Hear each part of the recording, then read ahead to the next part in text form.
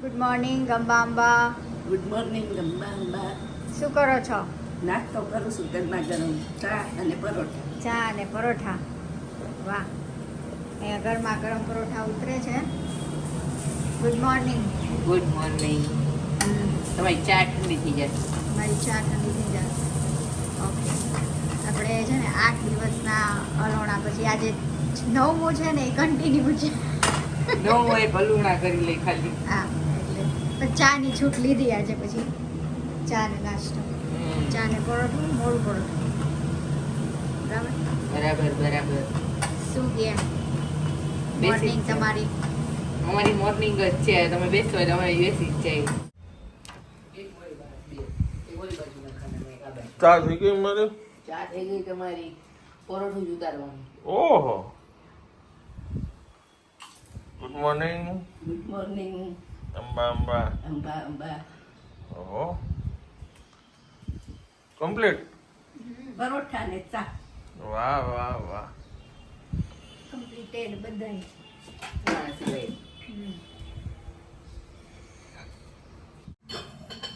આ છે સવારનો નાસ્તો, અથાણું, પરોઠા અને ચા.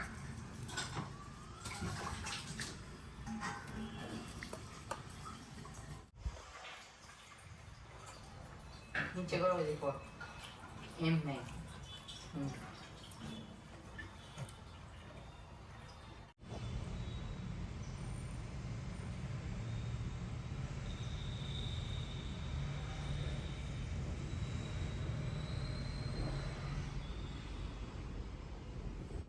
Hello, good morning. કેમ છો? Sorry, hello, good afternoon. કેમ છો આપ સૌ? આઈ હોપ કે તમે બધા મજામાં છો. વાગ્યા છે અત્યારે બપોરના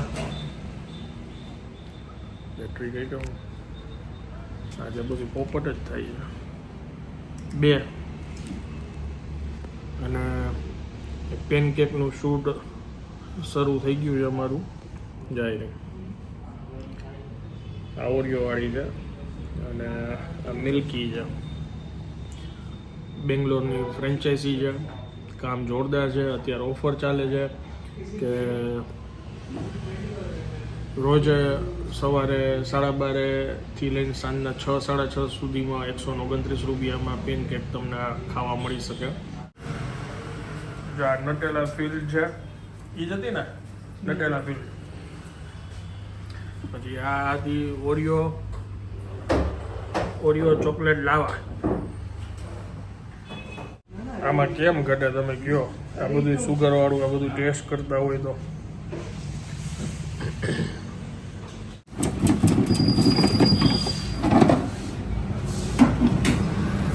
આજે લંચમાં આમાં એટલો લાઈટ નથી. લંચમાં છે ઘૂઘરા. હવે ખવાય એવા આવી છે, લાલ ને લીલી. માલાજી ઘૂઘરામાં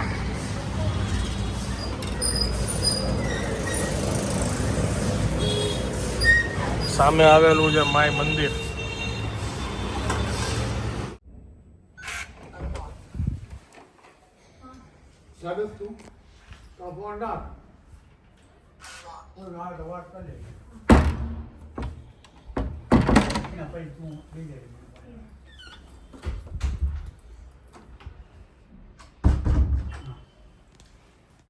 ખતરનાક કસરત કરીને આવી રહ્યા છે. આજ મારે લેગ ડે હતો. Oh my God. કાલે પગ દુખશે. ઓકે, ઘણો પડી ગયો મહિનાની. ના બારી કાઈ નથી. ઈ તો લાગે લાગે લાગે. અમને લાગે. અમને તો લાગે ને. આજ સાચું કે હું તમને મોઢે જ કહું છું. હા. ગાડી થઈ ગઈ, પાછળથી થઈ હા. ગઈ. કાલે તો માથે જ લાગુ કામ. નાખો ને કે મોઢા ઉપરથી લાગે, આઈ ગળું બધું. આ ગાલ ઓછા થઈ ગયા થોડા. એ ઈ તો અહીંયા આવતો બધાય. અહીંયા આવતો ગાલ ઓછા થઈ આ ગયા. પણ અહીંયા તો આવે. એક મિનિટ જોઈ લઉં નજીક. થેલી નહીં મૂકવા દે. ગાલ ઓછા થઈ ગયા છે. કોઈ નામ નથી આવો. ઈ તો દાંત કાઢું તો ગાલ તો દેખાય એમ તો બધાય ન પકડાય. આ તો ગાલ ઓછા થઈ ગયા છે. હા, વાહ વાહ વાહ, સરસ. બહુ પતલી થઈ ગઈ હો બાપા. આ હા હો શું વાંચો તમે? રામાયણ વાંચું છું. હા. હા, હમ. નવું નવું કંઈક. હા. ઘણા શાસ્ત્ર ઘરમાં પહેલા છે તે શસ્ત્ર. શાસ્ત્રો. હા, શસ્ત્ર તમારે ક્યાં વાપરવા છે? ભગવાનનો વપરાવે. હમ. ભગવાનના નામ સિવાય બધું નકામું છે. હમ. અને આ ઈશ્વરની ઈચ્છાથી જ મારી બુદ્ધિ આવી છે કે હું કાયમ માટે વાંચતી છું. એ વાત સાચી. કેટલા વર્ષો થઈ ગયા. હમ. મને વાંચવાનો શોખ છે, મને વારાય ન લાગે વાંચતા. હમ. બસ વાંચતી હોઉં નવરી થાય સૂતી વખતે વાંચતી હોઉં જે હાથમાં વસ્તુ રહે એ વાંચી શકું. ઓખારણ સૂતા સૂતા વાંચતી હતી. એ વાત સાચી. ટાઈમ પાસ થાય ને હમ. અને આનંદ આવે. હમ. સરસ લ્યો. રોજ ક્યાં જઈને બેસું હમ. એના ઘરમાં વાંચ્યા રાખી કંઈક કંઈક નવું નવું. હમ. જેમ વાંચીને એમ વધારે મન થાય. હમ. આ એકવાર વાંચ્યું તેમ થાય કે ફરી વાર પાછું વાંચું એવું લાગે. હમ. મજા આવે. સારું. વાંચો. હું મારું કામ કરું. હા.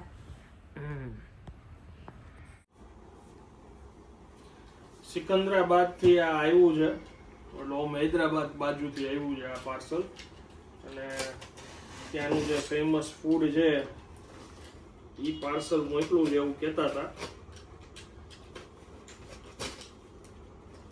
આપણા સબસ્ક્રાઈબર છે એમને મોકલેલું છે.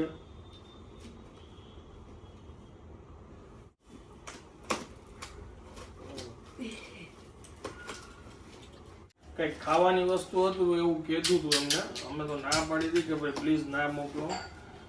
પછી એમને કીધું હતું કે ફૂડની આઈટમ છે. 2 દિવસ થઈ ગયા હતા આ પાર્સલ આવ્યું એને. બાએ કીધું કે હવે તું ખોલ નાખ, થોડી કંઈક ખાવાની વસ્તુ બગડી ના જાય. વાત તો સાચી છે.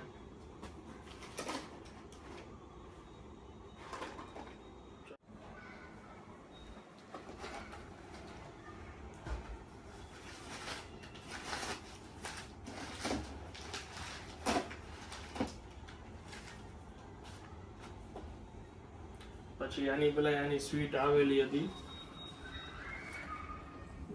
પેક છે.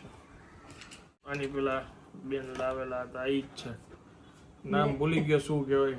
રાઈસ પેપર વાળી. રાઈસ પેપર વાળી.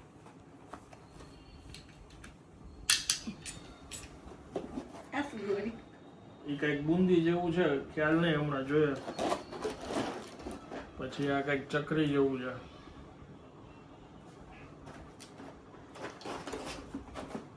પૂરી ટ્રાય કરીએ. લ્યો.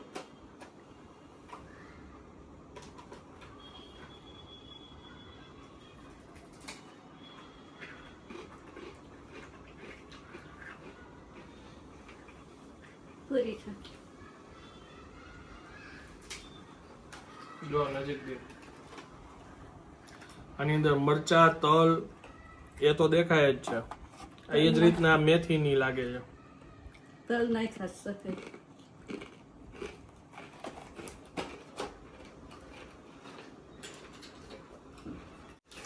હૈદરાબાદ બાજુ જે ફરસાણ ની બધું ત્યાંનું ફૂડ હોય ને એ વસ્તુ ટ્રાય કરી છે. આ ગુજરાતી સ્નેક્સ નથી.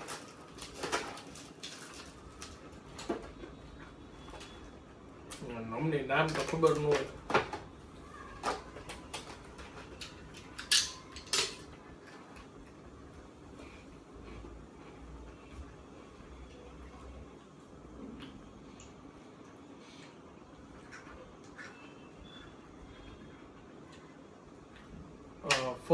ફરસી લાગે છે, જરાક સ્વીટ ટેસ્ટ આવે છે. માઈનો કેવું લાગે છે? બિસ્કિટ ટાઈપ જેવું લાગે કે ખારી ખારા બિસ્કિટ ખાતા હોય ને મોનેકો જેવા. મોનેકો બિસ્કિટ જેવો ટેસ્ટ આવે છે. ગુજરાતીમાં એમ જો આપણે ગુજરાતમાં કેટલા ગામે જાય મેવણા જાય, મેવણામાં અલગ રીતે બોલતા હોય. સુરતી અલગ બોલતા હોય, કાઠિયાવાડમાં અલગ બોલતા હોય, અમદાવાદમાં અલગ બોલતા હોય, એમ ફૂડ એ આપણે કલ્ચરી જ છે કે બધું અલગ અલગ ફૂડ મળતું હોય.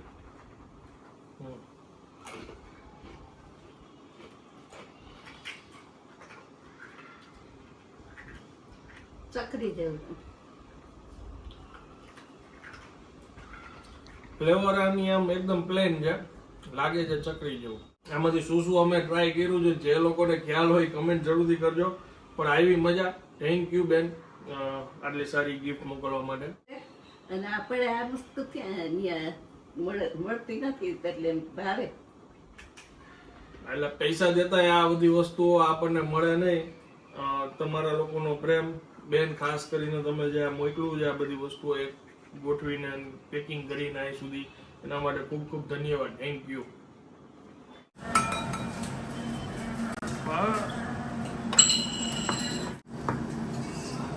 દૂધીના મુઠિયા. આ શું બને છે પાછળ? સેવ ટમેટાનું શાક કેમ? બાપુજી માટે.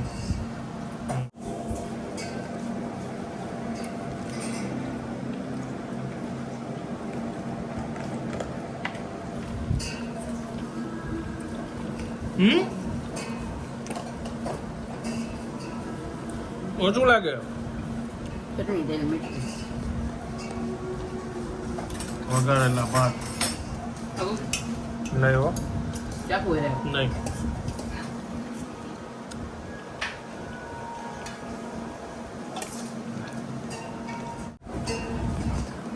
બાને વઘારે લગાવવા, ઠંડા થાય પછી વઘારે.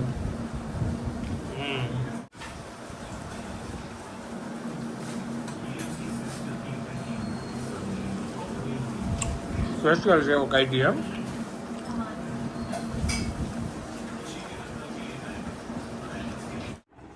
બા બેસી ગયા જમવા. વઘારેલા દૂધીના મુઠિયા કેવા લાગે છે બા?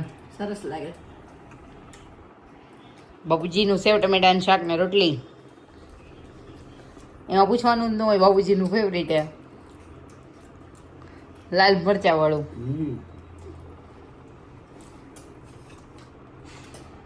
આટલું મટીરિયલ છે ને તે ભાવે. મરચાં, લીમડા. ચાલો હવે હું આ બ્લોગને વિરામ આપું છું. વિડીયો જો પસંદ આવ્યો હોય તો વિડીયોને એક લાઈક આપી દેજો. મળીએ આવતીકાલે નવા બ્લોગમાં. ત્યાં સુધી જય હિન્દ, જય ભારત.